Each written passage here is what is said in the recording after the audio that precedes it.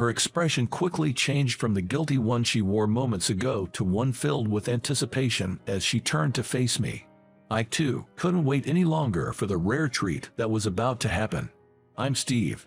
I'm a 32-year-old, single engineer. Ever since I graduated from a technical school with an electrical degree when I was 20, I have been working at my current electrical company. Every day, I commute between my workplace and home, living a monotonous life that never seems to change. I've never had a girlfriend, and I thought that this mundane routine would continue forever. But one day, I encountered an unexpected accident. Believe it or not, as I was leaving work, a car suddenly rushed into the crosswalk at a great speed, despite the pedestrian traffic light being green. Watch out! In a split second, I shielded an elderly man who was in front of me, which resulted in me colliding with the car. In that moment, sharp pain shot through my body. I couldn't bear it anymore, and I laid down on the road, writhing in pain. Luckily, the elderly man I had saved called an ambulance, and I was immediately rushed to the hospital. At the same time, a police car arrived at the scene, and the driver who hit me was taken in for police questioning. Once I was transported to the hospital's emergency department, I immediately received a doctor's examination. According to the doctor's diagnosis, I had a cracked rib due to the impact with the car, and to add insult to injury, I also had a severe sprain in my right leg. It made sense why I was in such pain, but neither of my injuries were life-threatening, and if all went well, I would be able to leave the hospital after about a month. Currently, only private rooms were available in the hospital, so I was set to spend my 1-month stay in the hospital in a private room. My mother from back home immediately rushed to the hospital, and when she found out I was not in a serious condition, she sighed in relief. "Steve, are you okay? I heard about the accident and I was worried sick. Sorry to worry you, Mom, but it seems like I'll be able to leave the hospital in about a month if all goes well. Soon, the attending physician during my hospital stay will come to my room, so I think we can get a more detailed explanation then." Immediately, I heard a knock at the door, so I said, "Come in," and welcomed the doctor in charge. But the moment the door swung open, I was so shocked that my mind went blank. To my surprise, the person standing before me was none other than my childhood friend, who I couldn't forget, Maggie. Seeing me and my mother, she too seemed to be taken aback. Her eyes widened in surprise. "I saw your name and thought maybe it could be, but I never imagined that my patient would be you, Steve. Oh my! Never in my wildest dreams did I think I would bump into you here in the hospital. Who've grown into such a beauty, Maggie. I didn't recognize you at first." In stark contrast to me, who was left speechless from the surprise, my mother started chatting cheerfully. Usually, I get tired of my mother's incessant chattering, but this time, I felt truly grateful for her presence. Truth be told, Maggie and I didn't part on good terms, so I honestly didn't know how to face her or what to say. Maggie, perhaps soothed by my mother's brightness, started speaking in a relaxed manner. "Thank you. I've been working at this hospital ever since I graduated from college. I'm still nervous, but I promise to do my best." After that, Maggie gave us a thorough explanation about the details of my hospital stay. My mother, while nodding and saying, jotted down notes and thanked Maggie with a smile. "Thanks to you, Maggie, I've got a clear idea about what's to come. For now, I'm off to get everything we need for Steve's stay at the hospital. I know we might be a bother, but please take care of us, Maggie."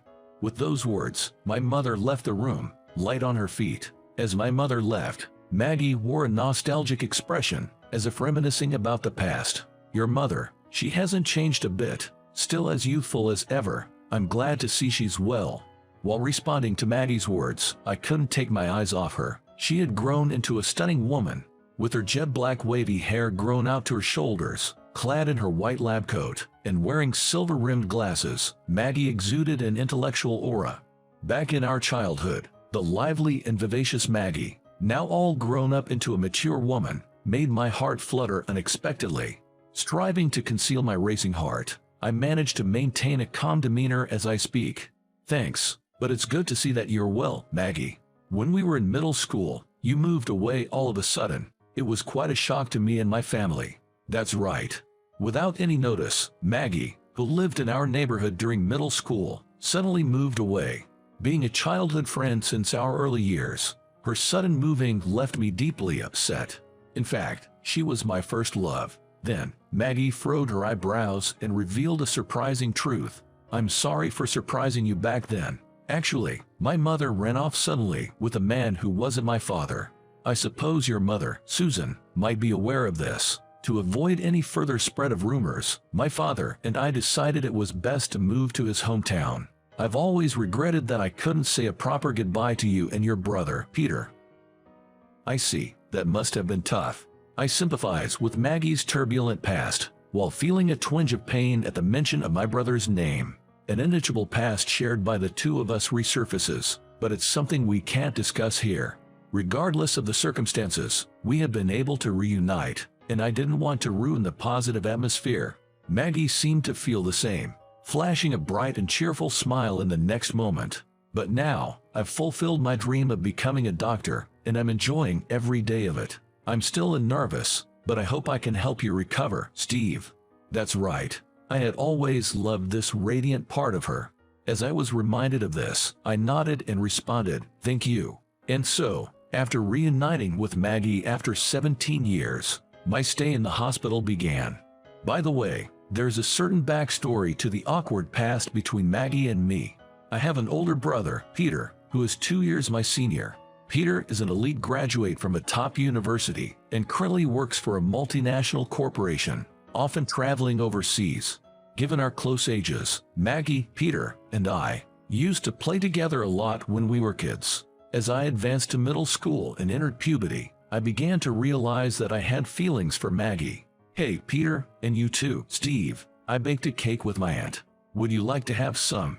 Maggie, who had been visiting our house frequently even after we entered middle school, came to our room that day with a plate of freshly baked cake. Peter and I, who were playing video games, were thrilled at the delicious-looking cake. Wow, that's amazing. It's like you're a pro. Maggie, you're definitely going to make a great wife someday. Hee hee. Thank you, Peter. My brother was right. Maggie's homemade cake was delicious.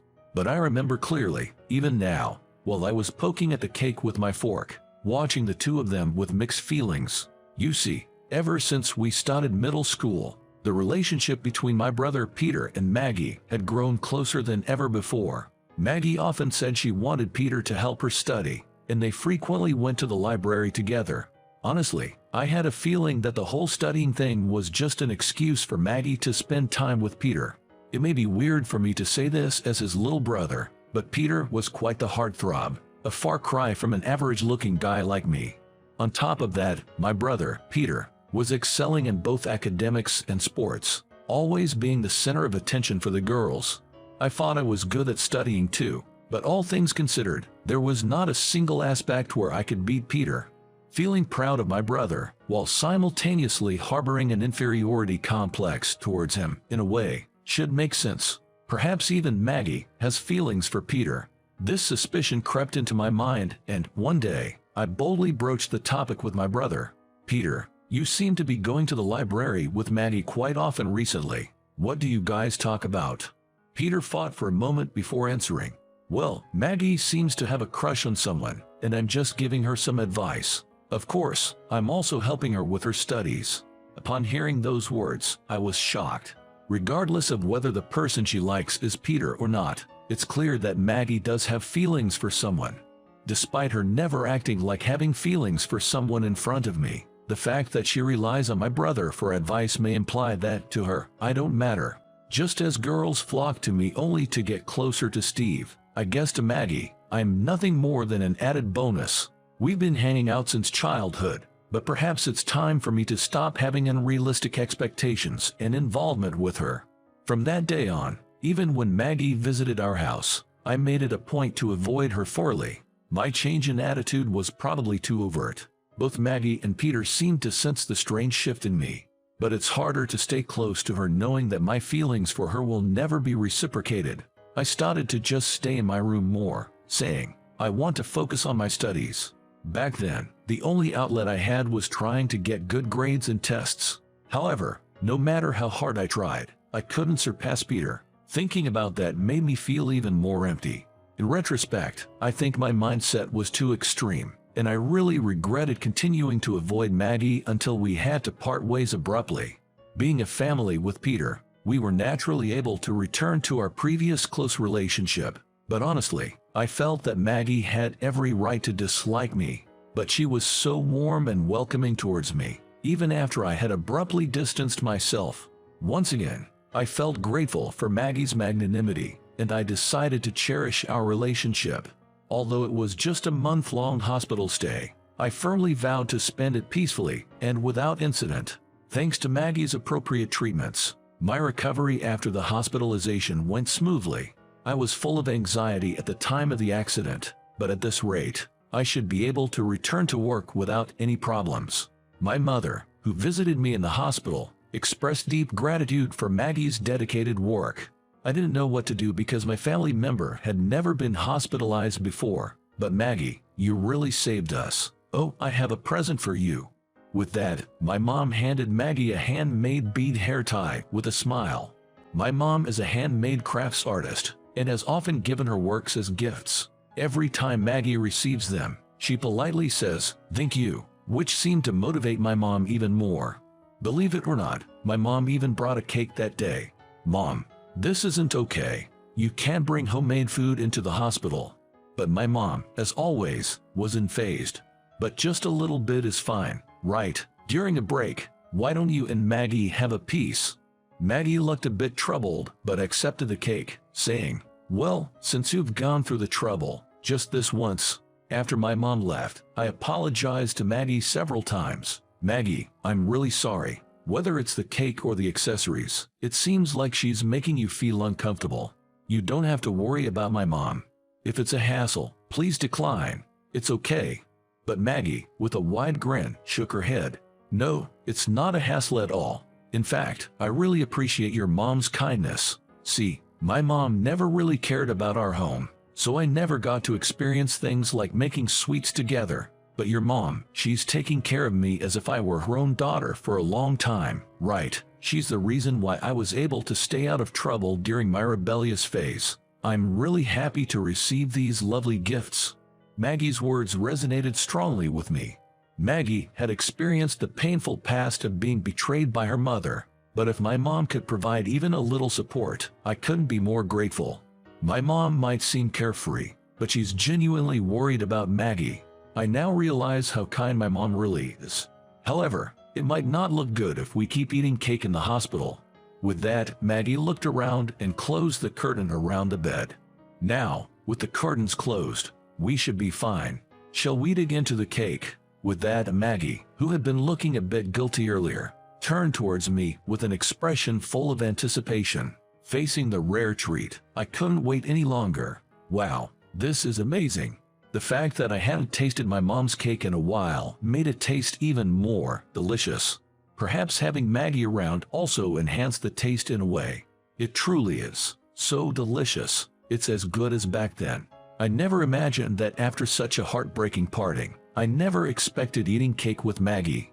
As I relished in this happiness, I also felt that with my imminent discharge from the hospital, I should keep my feelings for her under wraps. Having seen Maggie again, I was strongly reminded of how much I liked her, but it's unrealistic to think that a woman as charming as her could fall for a guy like me. If that's the case, it's best to keep it as a beautiful memory. As I was getting ready for leaving the hospital, my brother, Peter, came to visit the day before of the discharge. Apparently, he was coming back to the US temporarily and wanted to check on me. When I heard this, I immediately told Maggie that my brother would be coming to visit. Peter must have been just as shocked by the sudden parting as I was. If they had such a close relationship back then, he would surely want to see her. It's funny, back then I was so jealous of their relationship, but now I even think that a man like my brother is more suited for Maggie.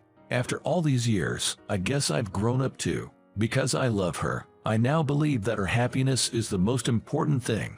During the reunion with my brother, Peter was as handsome as ever, and despite the long time apart, he seemed to be enjoying talking with Maggie. "Maggie, long time no see. You've grown up so much, I'm surprised." "Peter, it's good to see her doing well." Looking at the two good-looking people, I thought they'd indeed make a great couple.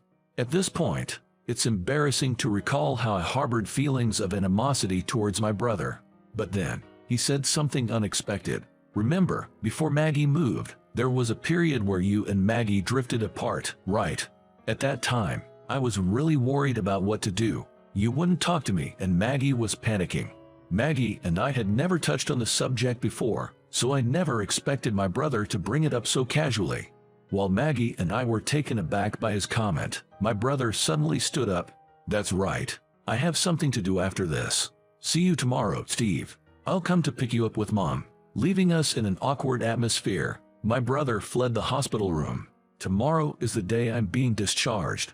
Should I apologize about it now? Before I realized it, I found myself speaking to Maggie reflexively. "Maggie, I'm really sorry about that time. The truth is, I've always had feelings for you, but I thought that you were into my brother, and that made me behave in such a way. Looking back, it was immature. I'm really sorry. I felt like I was burning with embarrassment. But as soon as I confessed my feelings, the weight on my chest seemed to lift. I was prepared for a crushing rejection, but Maggie's reply was unbelievable. "No way. I'm so happy. Actually, I've always had feelings for you, Steve. I was having those study sessions so frequently because I wanted to talk to Peter about it, but I never thought I made such a misunderstanding. Oh, it feels like I took a huge detour." Maggie looked relieved, and I had the urge to hug her on the spot. But considering that we were in the hospital, I restrained myself to just holding her hand gently. "It's all right. Even if we took the long way, we eventually reached our destination, right?" When I said that, Maggie blushed and gave me the most wonderful smile, saying, "That's true too." In this way, I was able to start dating Maggie officially as soon as I was discharged from the hospital. According to my brother, he too regretted the past. "Maggie asked me to keep her feelings for you a secret, and you were suspicious of our relationship, so I was worried about how to respond. Things got complicated, but in the end, it's really good that you two got together. Really, I thought Maggie, a beautiful woman, would be a better match with my successful brother." With that, my brother placed his hand on my head as if to ruffle my hair, and said, "What are you talking about? You're my pride and joy, little brother. Have some confidence in yourself." At those words, I felt a sense of vindication for all the feelings of inferiority I'd been harboring. "Thanks, big bro. Now, truly confident, I want to stride forward in life, shoulder to shoulder with Maggie." Watching us brothers, our mother had a proud look on her face. "Now that you and Maggie are together, I can't wait to see my grandkids." "Mom, you're really jumping the gun." While laughing with my brother, I felt truly blessed to be a part of this family.